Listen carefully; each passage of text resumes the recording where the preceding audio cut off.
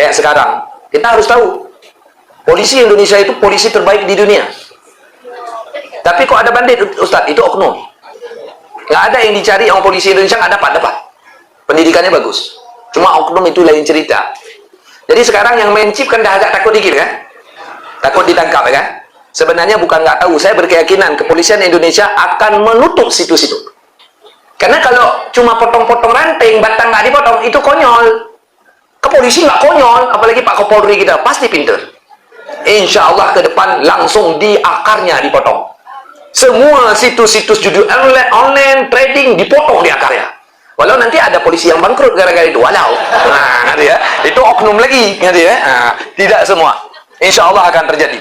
Makanya saya ngomong-ngomong sama Bang Manzar, insya Allah apa yang kita bicarakan ada kebaikan. Kita ngomong judi online, Pak DPR ngomong judi online, kan gitu-gitu. Nah, jadi kita terus ngomong.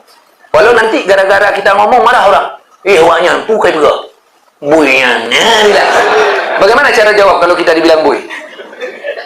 Cara yang pertama pakai boso. Nah, cara yang kedua ada yang lunak.